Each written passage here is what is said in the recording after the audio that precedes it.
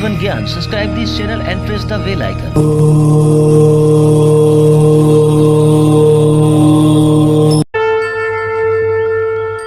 जय माता दी। आप सभी का हमारे YouTube चैनल जीवन ज्ञान में बहुत बहुत स्वागत है। आइए सुनते हैं आज वट सावित्री व्रत की कथा। ऐसे ही ज्ञानवर्धक जानकारियाँ प्राप्त करते रहने के लिए हमारे इस चैनल जीवन ज्ञान को लाल बटन दबा करके सब्सक्राइब करें, साथ में बेल आइकन घंटी दबाएं।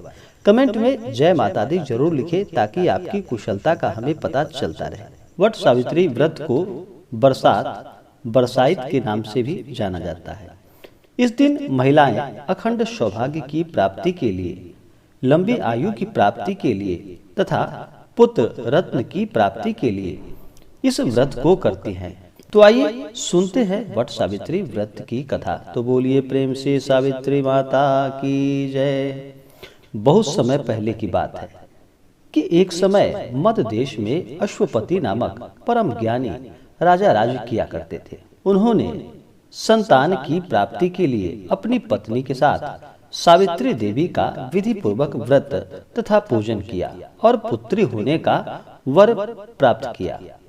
इस पूजा के फल से उनके यहाँ सर्वगुण संपन्न सावित्री का जन्म हुआ।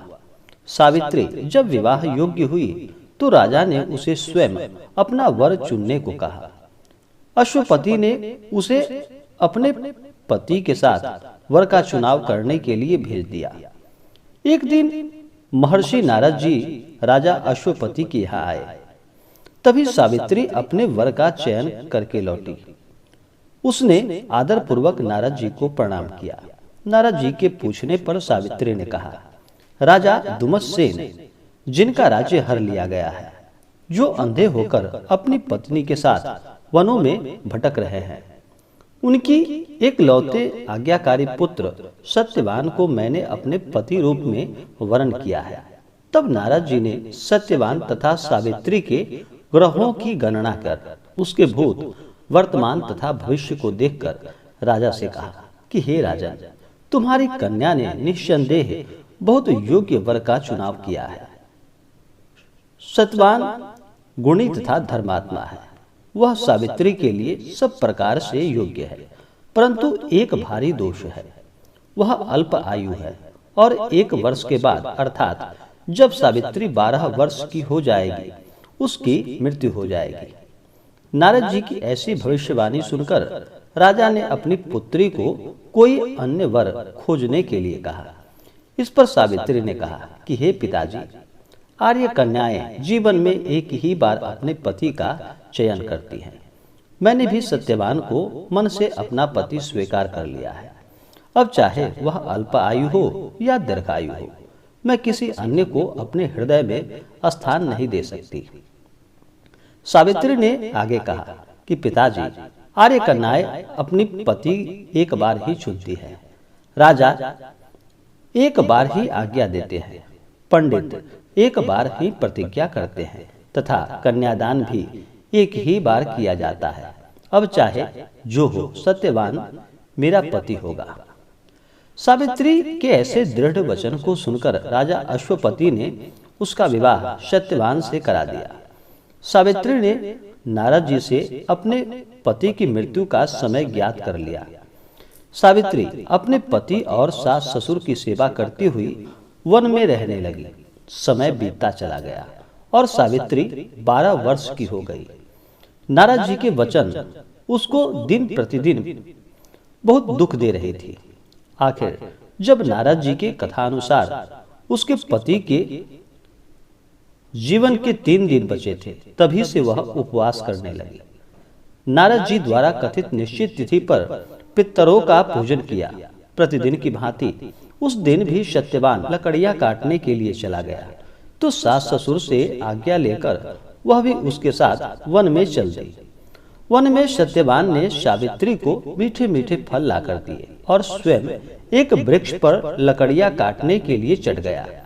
वृक्ष पर चढ़ते ही सत्यवान के सिर में असहनीय पीड़ा होने लगी। वह वृक्ष से नीचे उतर आया। सावित्री ने उसे पास के एक बड़े वृक्ष के नीचे लिटाकर सिर अपनी गोद में रख लिया। सावित्री का हृदय कांप रहा था। तभी उसने दक्षिण दिशा से यमराज को आते देखा। यमराज और उसके दूत धर्मराज सत्यवान के जीव को लेकर चल दिए तो सावित्री भी उनके पीछे पीछे चल पड़ी।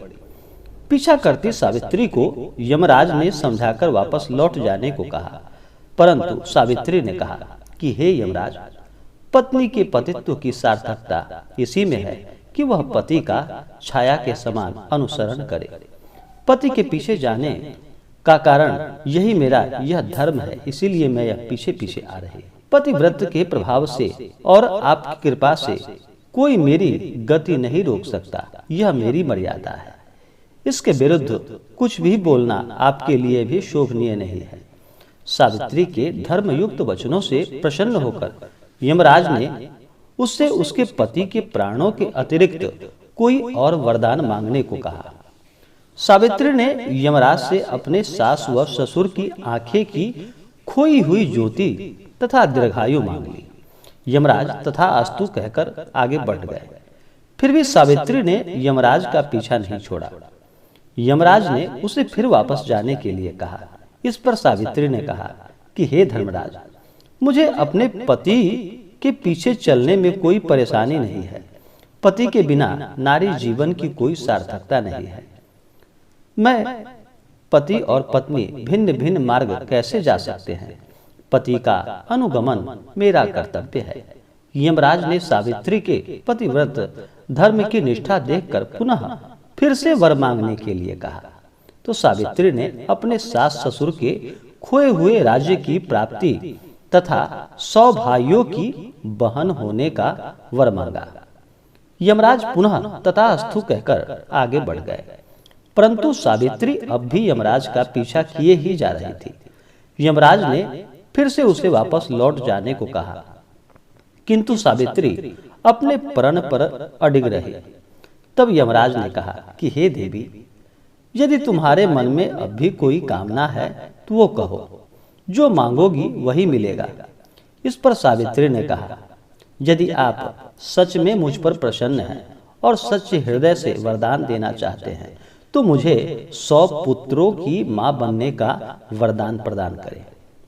यमराज तथास्तु कहकर आगे बढ़ गए।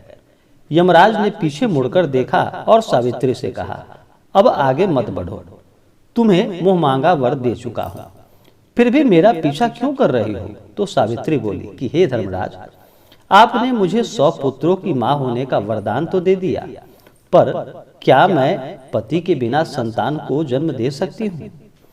मुझे मेरा पति वापस मिलना ही चाहिए, तभी मैं आपका वरदान पूरा मानूंगी। सावित्री की धर्मनिष्ठा, पति भक्ति और शुक्तिपूर्ण वचनों को सुनकर यमराज ने सत्यवान के जीव को मुक्त कर दिया। सावित्री को वर देकर यमराज वहां से अंतर्ध्यान हो गए। सावित्री उसी वट वृक्ष के नीचे पहुंची जहां सत्यवान का शरीर पड़ा था। सावित्री ने प्रणाम करके जैसे ही वट वृक्ष की परिक्रमा पूर्ण की, वैसे ही सत्यवान के मृत शरीर जीवित हो उठा।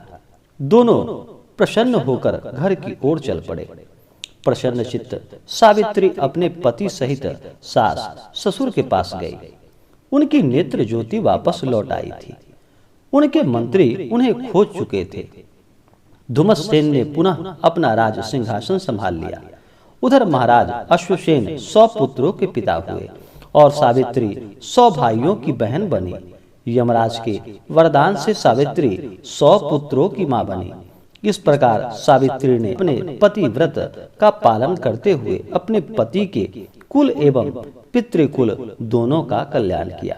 सत्यवान और सावित्री चिरकाल तक राज सुख भोगते रहे और चारों दिशाओं में सावित्री के पतिव्रत धर्म के पालन की कीर्ति गूंज उठी। तो बोलिए प्रेम से सावित्री माता की जय। तो आशा करता हूँ कि यह जानकारी आपको अच्छा लगा हो।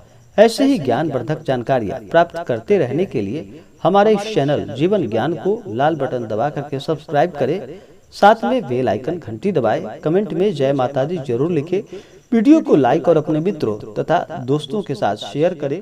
जय माता दी। धन्यवाद।